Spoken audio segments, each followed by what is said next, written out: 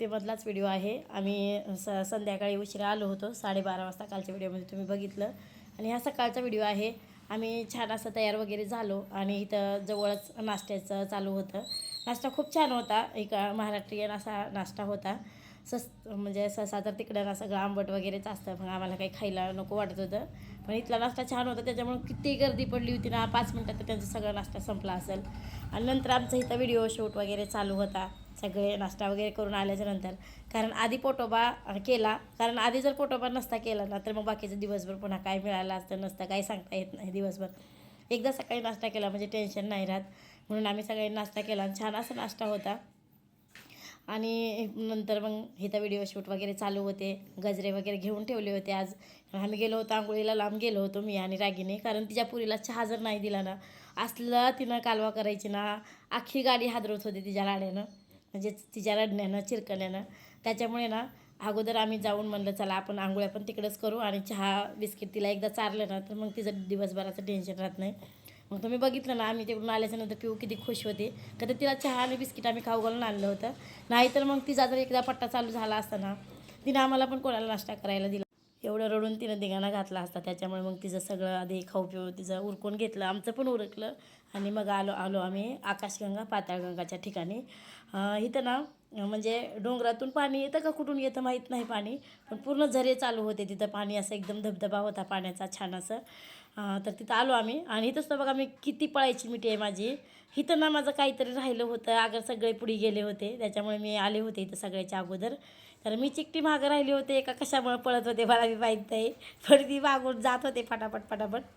मला फोन आला होता का काय मला पण माहीत नाही, कारण आता 8-10 दिवस झाला कंप्लीट, 8 दिवस तर 10 दिवस झाला असेल, त्याच्यामुळे माझ्या पण लक्षात नाही मी का पळत होते तर इथं बघा म्हणजे एवढं आमची माणसांची गर्दी आहे तरी तिथंसुद्धा माकड होतं, ते कोणालाच काही करत नव्हतं। मला नवल वाटत होतं आमच्या गावात जर माकडं आले ना, एवढे ती माकडं म्हणजे बायका भेट आहेत ना त्याला, की ते अंगावर यायचा प्रयत्न करते। पण इथं बघा किती माणसांचा म्हणजे चौकड किलबिलाट आहे, तरीसुद्धा म्हणजे काय म्हणतात त्याला, ते माकड आहेत ते कोणालाच काही करत नाहीत। तर आम्ही तिथून निघालो आकाशगंगा पाताळगंगा त्या ठिकाणी। इथं पण भरपूर गर्दी होती, पण बारी वगैरे काही नव्हती, त्याच्यामुळे आमचं लवकर दर्शन वगैरे झालं, फोटोशूट वगैरे केले आणि मग तिथून आम्ही निघणारच होतो। तेवढ्यात तिथं ना फोटोशूट करायचे होते आम्हाला सगळ्यांना, का तर फोटो फ्रेम डायरेक्ट 150 रुपयाला मिळत होती, म्हणून आम्ही सगळ्यांनी फोटो फ्रेम तयार केले। कोण 2 घेतले, कोण 4 घेतले, कोण 3 घेतले, आम्ही एकच घेतला होता। का तर आम्ही चौघच होतो, हे आमचे मिस्टर जर सोबत असते तर आमच्या दोघाचा एक, मग आमच्या चौघाचा एक, असं सेपरेट करून घेतले असते, पण त्यांनी नव्हते म्हणून आम्ही चौघाचा एकच फोटोशूट करून घेतला आम्ही। आणि आता बघा इथं आम्ही दर्शनाला निघालो आहे आता इथं, आणि पाणी पण पुढे दिसेलच तुम्हाला की कसा पाण्याचा झरा वाहतोय कंटिन्यू।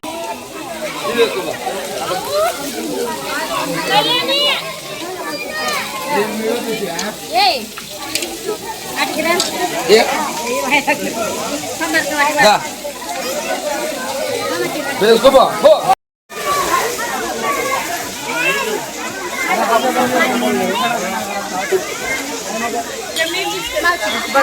व्हिडिओमध्ये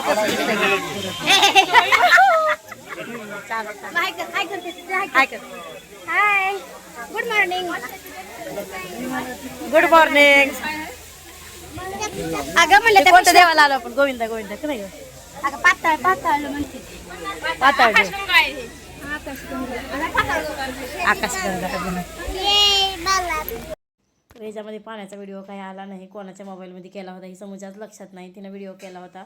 तिच्या हातात आमच्या भावाचा मोबाईल असेल कदाचित, त्याच्यामुळे तो व्हिडिओ तिकडे गेला पाण्याचा व्हिडिओ। पाणी खूप छान असं म्हणजे हे होत होतं, म्हणजे असं डोंगरातून पाणी झरे चालू होते पाण्याचे कंटिन्यू, खूप छान वाटत होते तिथं। तिथला व्हिडिओ घेतला होता पण माहीत नाही कोणाच्या मोबाईलमध्ये गेला। तर नंतर आमची इथं खरेदी वगैरे चालू होती, भरपूर कानातले घे, गळ्यातले घे, हे घे ते घे चालू होतं इथं। आणि इथं झुंबर मला खूप आवडलं होतं, इथलं खूप छान होतं, पण महागाई इतकी होती ना की बजेटमध्ये बसण्यासारखंच नव्हतं, एवढी महागाई होती। त्याच्यामुळे मग आम्ही इथं काहीच घेतलं नाही। बाळूलाही सायकल घ्यायची होती, ज्या मनात खूप होती सायकल घ्यायची, पण मी त्याला म्हणायचे की तुला कशाला सायकल लागायची, तुला कोण खेळणार आहे सायकल, जेव्हा नवीन घर होईल आपलं छान असं तर तेव्हा घेऊ, डेकोरेशनसाठी घ्यायची होती त्याला सायकल। पण सायकलसुद्धा ना 450-550 किंमत सांगत होते एवढ्या सायकलीची सुद्धा। त्याच्यामुळे मग मी म्हणलं की राहू दे, जेव्हा आपलं घर होईल नवीन अजून दुसरं तर तेव्हा आपण सायकल घेऊन, मी त्याला काही घेऊ नाही दिलं त्याला। मग इथं लाकडाचे करंडे होते छान असे, म्हणलं होतं करंडा घेऊ म्हणून, कारण असं म्हणतात की लाकडाचा करंडा कुंकासाठी असावा. पण घेतलं बघितलं पण ते काय मला पसंत आलं नाही. मी घेतलं अजून ठेवून दिलं मी लाकडाचा करंडा 2-3 वेळेस बघितला. पण नंतर मला जाऊ द्या चला आपण कधी कुंकू तरी लावणार आहे, कपाळाला कंटिन्यू टिकलीच असते, त्याच्यामुळे मग ते पण नाही घेतलं, मी ठेवून दिलं. आणि इथं पण एक माझ्यासोबत किस्सा घडला होता. असा घडला होता ना, ह्या पिऊमुळेच घडला होता खरं तर. आपण सगळ्याच्या मागं राहतोय कधी बी कधी, सगळे लवकर जाते ती, आपलं काही उरकत नाही. हे घ्यावं का ते घ्यावं, ते घ्यावं का हे घ्यावं. हा चल चल, काय घ्यायचं अजून, जाऊ द्या चला, वजन मोजायचं आहे मग तिला. किस्सा सांगायचा होता मला इथं नेमकं काय घडलं होतं माझ्यासोबत.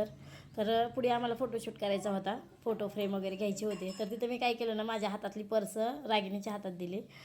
तर रागिणीच्या पण लक्षात नाही राहिलं, तिची पोरगी खूप रडत होती, खूप म्हणजे खूप रडत होती पिऊ. त्याच्यामुळे ना तिच्या पण लक्षात नाही रडण्याच्या रडत की तिनं पर्स पिऊनं घेऊन टाकून दिली म्हणून. आणि नंतर माझा फोटोशूट वगैरे झाला, फोटो एडिट केला, त्यांनी फोटो आमच्या हातात दिला. आणि तेव्हा पैसे मागितल्याच्या नंतर मला माझ्या पर्सची आठवण आली की नेमकं आता पर्स कुठे आहे. रागिनी पोरगी पुढेच म्हणजे पोरीला घेऊन गेली होती, का तर तू खूप रडत होती म्हणून. आणि तिने माझी बी पर्स जी आहे ते कचऱ्याच्या डब्यात टाकून दिली होती. आणि मी म्हणलं तिकडं हुडकीते तिकडं हुडकीते, एवढं हुडकलं ना कुठंच नाही सापडली. मी म्हणलं गेले आता मी देवाला आल्याच्या नंतर माझे पैसेच जातात, म्हणलं इतर पुढे आता मी देवालाच येणार नाही, असं तसं माझं चालू होतं. कारण पुण्याला गेले तेव्हा पण माझी पर्स हरवली होती, तेव्हा पण त्याच्यामध्ये 1,500 तरी असतील. आणि आता पण ह्या पर्समध्ये 1,500 तरी होते. मग 1,500 म्हणजे काही चेष्टा नाही, कारण आपल्याला कमवायला किती पैसे, म्हणजे तेवढे पैसे कमवायला आपल्याला कष्ट किती करावे लागतात. म्हणजे असं म्हणायला 1,500 काहीच किंमत वाटत नाही. आता 10,000 पण आपण घेतले ना तरी आपल्याला वाटतं की कमीच आहेत पैसे, पैशाला किंमत नाही राहिली, पण कष्ट करावे लागतात आपल्याला पैशासाठी. त्याच्यामुळे ना मी म्हणलं माझे देवाला आल्याच्या नंतर पैसेच का हरवतात, मी कधी कोणाचे बुडवले असेल का, असं वाटायचं मला. पण नंतर हुडकून मग सापडले आम्हाला कचऱ्याच्या डब्यामध्ये. म्हणलं चला देव पावला, काही त्रास नाही. यावेळेस इमानदारीचा पैसा होता माझा. तसं तर काय आपण प्रत्येकाचा इमानदारीचाच पैसा असतो, कोणी काही चोरून अगर कुठून फुकटचा पैसा नाही आणत, कष्टाचाच पैसा असतो प्रत्येकाचा. पण गेल्या वेळेस माझे पैसे हरवले, म्हणलं जाऊ दे आता गेले देवासाठी. पण यावेळेस पण हरवली म्हणल्यावर मग कसं यायचं देवाला तरी दुसऱ्या वेळेस, असं मला वाटायचं. मग नंतर आम्ही छोटी मोठी खरेदी वगैरे केली. एक पर्स म्हणजे पिशवी घ्यायची होती मला, तर पिशवी वगैरे घेतली मी, बॅग छान अशी मोठी फिटली, तर ती बॅग एक घेतली. आणि मला लक्ष्मीसाठी इतके हार घ्यायचं होतं, किती ठिकाणी मी बघितले. पण असं बघितलं मला वस्तू कसं असतं, म्हणजे कपडा असू द्या, अगर कोणती वस्तू असू द्या, मी बघितली ना तर लगेच मला घ्यावं वाटायचं. अशी वस्तू मला म्हणजे तशी कुठं मला असं मन भरून दिसलीच नाही, त्याच्यामुळे मी काही ती घेतली नाही.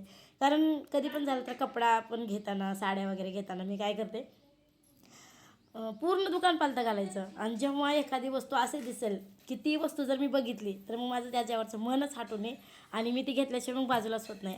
असं मला हार भेटावे असं वाटत होतं. पण तसे हार काही मला मिळालेच नाही, खूप ठिकाणी बघितले, मग विषय सोडून दिला मी. आणि मग नंतर आम्ही इथून निघालो, आकाशगंगा पाताळगंगामधून निघालो. आणि तिथून आले एका दुसऱ्या ठिकाणी आम्ही लावलाय कुणी तसला.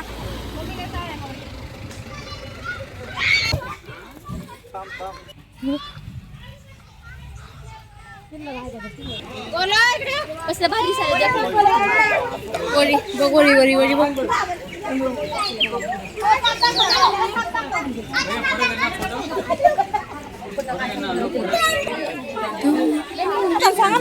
तर मागचं जे ठिकाण होतं ना ते दुसरीकडंच ठिकाण होतं. माझ्या पण लक्षात नाही की नेमकं आम्ही ते ठिकाण कोणतं होतं, की मी आकाशगंगा आणि पाताळगंगा म्हणले. पण ते ठिकाण आत्ता आहे, म्हणजे आम्ही जिथं आलो आहे ना ते ठिकाण आहे.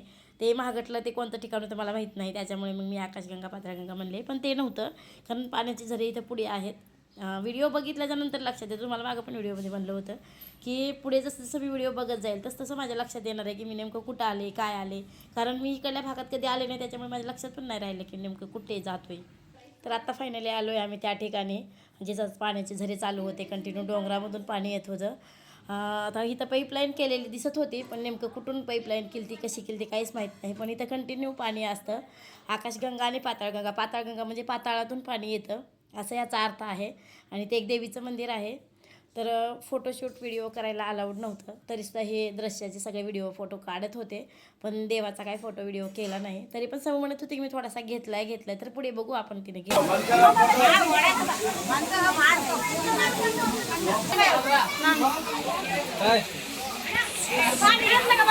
पिलं पिलं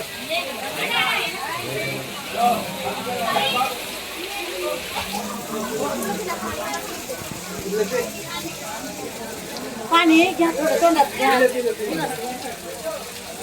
तू घेतलं का? ते हा? तूप आहे का? हा, तुपात. पाण्याची बॉटल पाहिजे होती, गंगाजल नाही लागली. लागली का आता? चला आता. गंगाजलचं पाणी शिवायचं आधी आधी येतं त्याला मोबाईल मध्ये बघा आपलं चौकटी फोटो तुझ्या मोबाईल मध्ये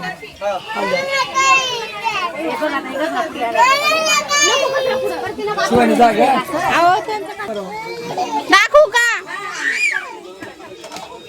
तर फायनली आत्ता ते ठिकाण आले जिथे आम्हाला फोटोशूट करायचा होता आणि माझी पर्स गेली होती. ते ठिकाण आत्ता आले. तर तुम्ही ऐकलं असेल व्हिडिओमध्ये, आत्ता पहिल्यांदा व्हिडिओ मी तिथं आवाज घेतलेला आहे. पिहू किती रडत होती, पण माझ्या लक्षात नाही आलं की तिनं राग पर्स टाकून दिली. कारण तिची एक खोड खूप बेकार आहे. तिला राग आला ना, ती हातातली जी पण वस्तू दिसेल ना, ती फेकून देते तिनं. बरं ती माणसाला तरी कोणाला फेकून देत नाही असं मी रागिणीला म्हणत होते. कारण ती जी काही असू दे तिच्या हातामध्ये, ते डायरेक्ट फेकूनच देते लांब. मला वाटलं नव्हतं की माझी पर्स पण फेकून देईल म्हणून. तर आम्ही सगळ्यांनी फोटोशूट वगैरे केले आणि नंतर त्यांनी आम्हाला फोटो फ्रेम दिली. तर तेव्हा मला माझ्या पर्सची आठवण आली. खूप वेळ गेला आमचा इथं ओळखण्यामध्ये, पण नंतर सापडली पर्स. पर्स सापडल्याच्या नंतर कसं तरी थोडासा म्हणजे जीव भांड्यात पडला माझा. आणि मग नंतर आम्ही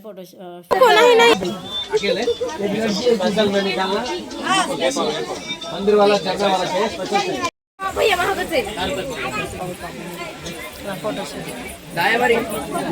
तर तिथून निघसतो आम्हाला 5 वाजल्या होत्या. आणि 5 वाजल्याच्या नंतर पुन्हा कुठं काही जाणं नाही झालं. त्याच्यामुळे मग संध्याकाळी सगळे दिवसभर उपाशी होते. सकाळीच नाश्ता केलेला, नंतर मग थांबलो जेवायला संध्याकाळच्या 6-6:30 वाजता. तर तिथून निघायला मला वाटते 11, 10:30, 11 तरी वाजले असतील आम्हाला, कारण खिचडी वगैरे बनवून.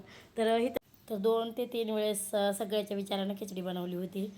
ती पण छान झाली होती. पण नंतर ह्या ताई म्हणले की मी बनवते, कारण त्यांना पुलाव वेगवेगळ्या प्रकारच्या भाज्या वगैरे छान बनवता येतात. त्याच्यामुळे मग त्यांच्याकडे कॉन्ट्रॅक्ट दिलं होतं राईस बनवण्याचा. तर त्याच राईस बनवतात आम्ही सगळ्यांनी मिळून चिराचिरी करून दिलं होतं. तसं तर ना ट्रिपमधल्या ज्या बायका आहेत ना, त्या कोणीच बसून राहत नव्हत्या. नवीन 2-4 जणी होत्या, त्याच फक्त बसून राहत होत्या. कारण आमच्यासारखं नवीन आल्याच्या नंतर जास्त ओळखी वगैरे नसतात. तरी म्हणजे वहिनीच्या इकडच्याला सवय असते सारखं ते एक म्हणजे मिळून जातात ट्रिपला. त्याच्यामुळे ते सगळं पुढे होऊन करतात. पण बाकी जर नवीन कोणी गेलं तर त्यांना जास्त असं पुढी करायला नको वाटतं. म्हणून 2-4 जणीच बसून असतील, बाकीच्या सगळ्या करू लागत होत्या कामं. कोण हे कर, कोण ते कर, कोण ते करा. सगळ्याच्या हिशाला काम येत नव्हतं, एवढं मिळून मिसळून सगळ्या कामं करत होते. तर सगळ्यांनी चिराचिरी करून दिलं.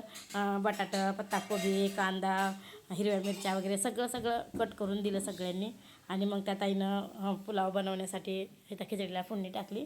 म्हणलं चला आपण पण बघू कशा करतात, काय करतात. कधीतरी आपल्याला पण बनवायचं म्हणलं तर व्हिडिओ बघितल्यानंतर आपल्या लक्षात येतं की काय टाकलं, कधी टाकलं, कसं टाकलं, सगळं समजतं. म्हणून इथं बाळूला व्हिडिओ करायला लावला होता. अगोदर तर मीच करत होते, पण नंतर बाळू म्हणला की माझ्याकडे मी करतो व्हिडिओ, म्हणून बाळूने व्हिडिओ केला.